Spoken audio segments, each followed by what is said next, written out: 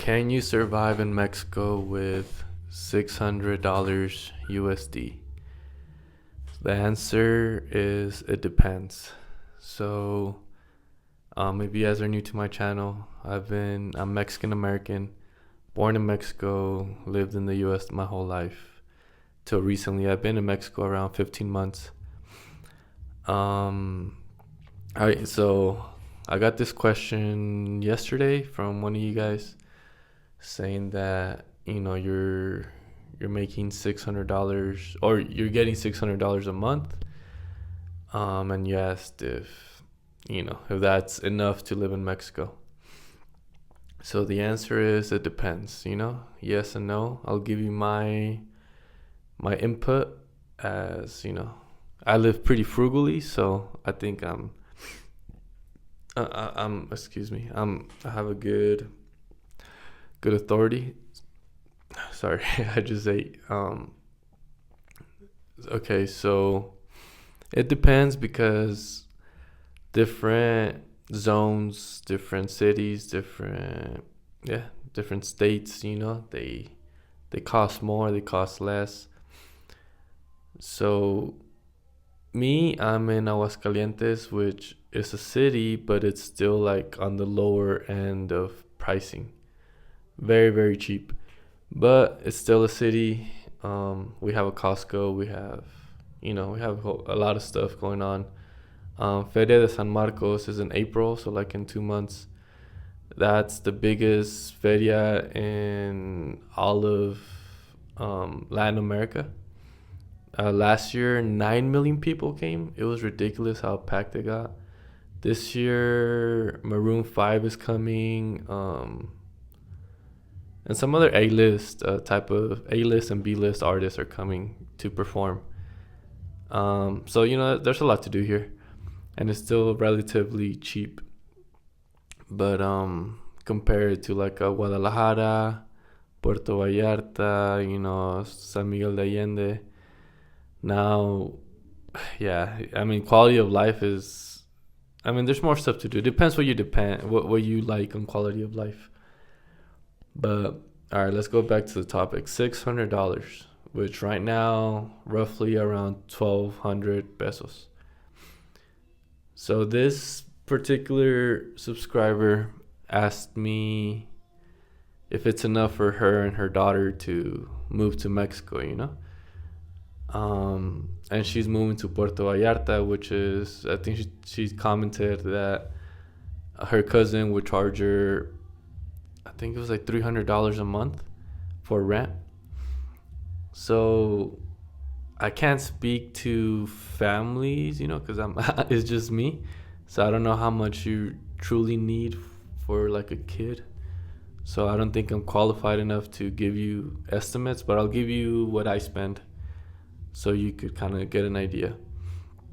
So, I mean, yeah, Puerto Vallarta is expensive. Well, more expensive than any other, or than a lot of parts of Mexico, because it's a tourist spot.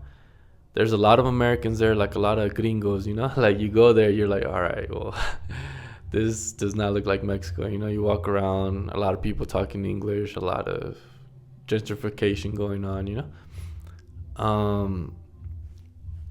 So obviously prices went up over there. So if you're spending 300 on rent, that leaves you 300 for everything else. And I mean, yeah, you could survive. Like, you could have like, obviously you'll have a better life than what you would have in the US with $600 monthly. Because for 300, I don't know if you're renting a room or a whole house, but if you're just renting, like, yeah, 300 for a room seems a lot for Puerto Vallarta. Because here in Aguascalientes, in a decent area, you could rent out a whole 2-bedroom, 1-bathroom apartment for $300 a month. Yeah, over there, I don't know if you're getting a whole room like a whole apartment or just a room. But let's just say you have those 300 extra, so that would be utilities, gas. let's just say you want to use public transport. So I don't know how it is in Puerto Vallarta, but I'll tell you right here in Aguascalientes, it's so cheap to use public transport. You're looking at like 10 to 15 pesos to get around. And I know Guadalajara is very similar because I have friends in Guadalajara and they tell me the same thing. It's like 15 pesos to use the bus. And that takes you like anywhere you want to go. You know, obviously you got to learn the bus routes and, you know, it's going to be a learning curve at first. But 15 pesos is around 75 cents. So with 75 cents, you get around. You know, 75 cents takes you to the store, another 75 cents back, and you know you're golden. You can move around. You get an Uber. Ubers are actually cheaper than taxis, in my experience. Correct me if I'm wrong, but I Uber a lot over here when I go to different cities, and depending on the city, but like, yeah, Uber is like six to. I think the most I spent on an Uber was like $15, and that's because it was like a 25-minute ride, and it was like during peak hours. Like there was a fair going on, so obviously peak hours go up, you know. But usually normal getting around, like let's say you want to go to the grocery store, you spent those 75 cents, get on the bus, you go there, and then you load up on all the groceries and stuff, and you get an Uber on the way back. You pay the Uber $5 on the way back, and you know you're set. Like you really don't need a car or nothing over here to move around. If you once you figure out like the whole public transportation is super affordable, and there's like buses every like 10 minutes, you know. Well, depending where you live, but here where I'm at is like every 10 minutes there's like a new bus. It's just constantly moving. So if you rely on public transportation, you do grocery shopping. Like me, I eat out pretty much all my meals because my meals come out to anywhere between $2 to $6 for every meal I get. And since I'm pretty lazy, I'm just like, I'd rather spend those $6 and cook for myself and then have to like clean and stuff. But let's just say you're trying to stretch those $600 as much as possible, then you know go ahead and buy your groceries and you'll save like more money. Phone, you know, I got a little cuddled to the US, you know, having unlimited data. Here the most popular phone carrier is Telcel. And yeah, they're pretty stingy with their packages.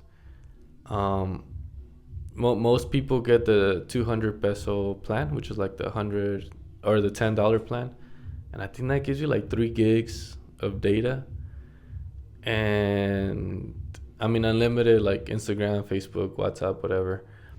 But 3 gigs, you know, if you're watching, because I like to watch YouTube when I'm out and about, you know, so yeah, those 3 gigs are not gonna last.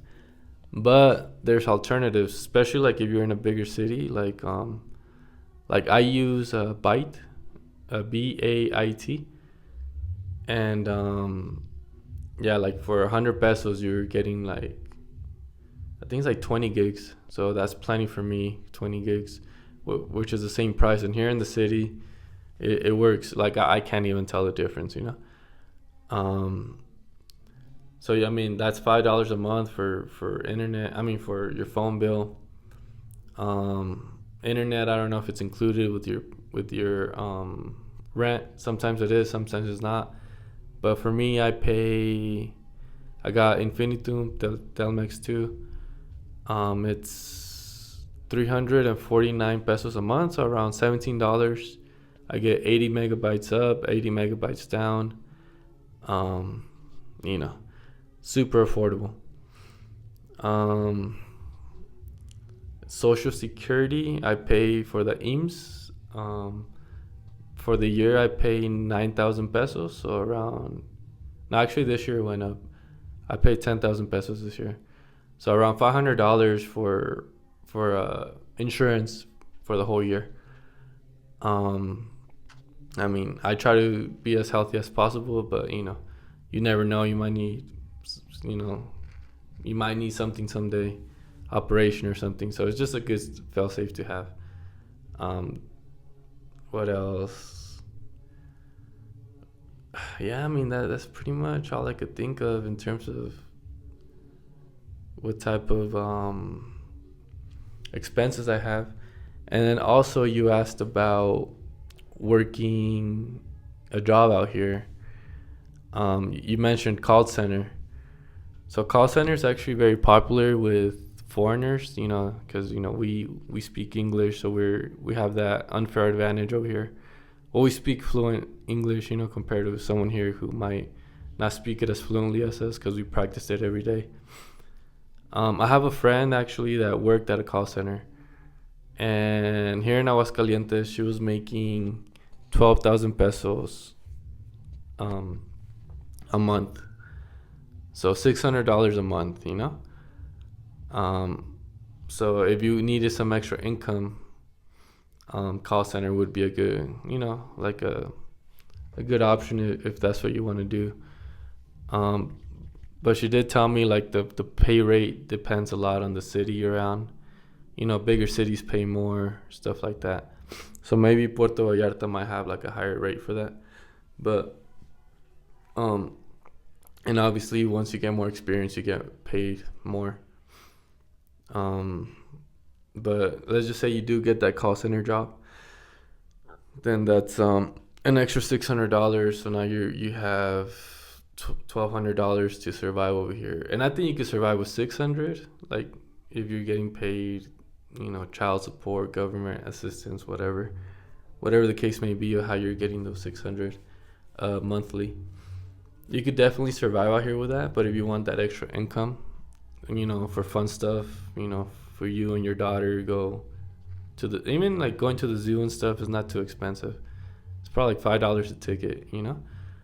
Obviously there's attractions that are a lot more expensive. Like I went to a Van Gogh exhibit last year, and the tickets were like $30-$40, and I was like, dude, what? But then I looked it up, and in San Francisco they were going for like $100 or something like that. So I was like, all right, well, it's still cheaper than San Francisco.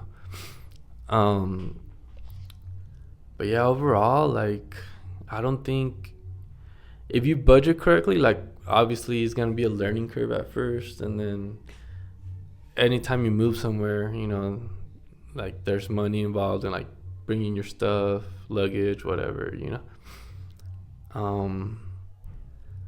But yeah, I mean, I don't know. Like, I was living off of like $900 a month in the U.S. in California, in Sacramento, so I know how tough it is. And I'm living off of those similar $900 a month here in Mexico, and my quality of life just got like 5 times better. So I think, I mean, I don't even spend $900 a month, honestly. I'm probably surviving off of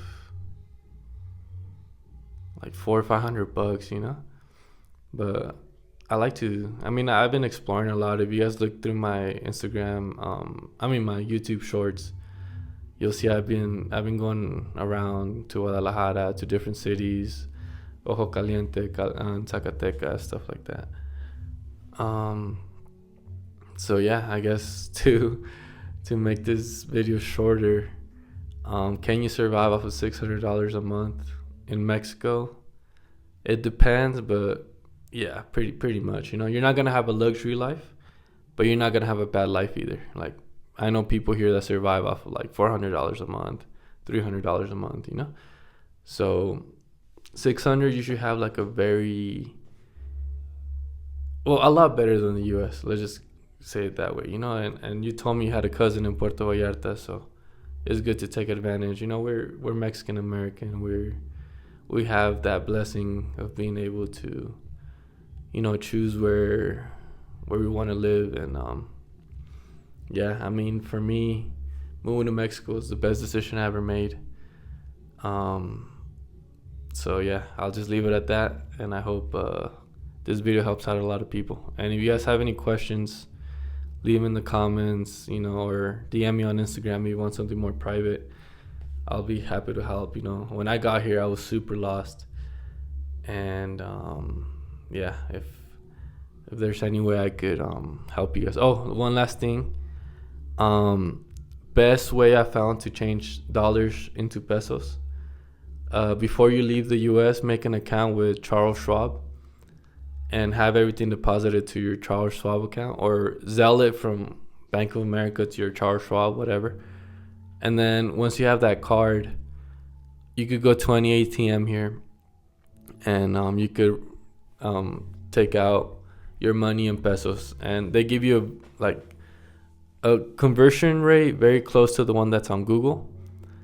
And ATMs over here charge you like a ATM fee, but Charles Schwab returns that ATM fee at the end of the month. So if they charge you $3 to take out $1,000 or whatever, at the end of the month they give you back those $3. So if you're taking out money consistently, and you're gonna need to, because a lot of places over here in Mexico are cash only. So every time I go take some money out, at the end of the month, Charles Schwab just returns those ATM fees. So just a little quick tip for you guys. And yeah, I'll see you guys on the next one.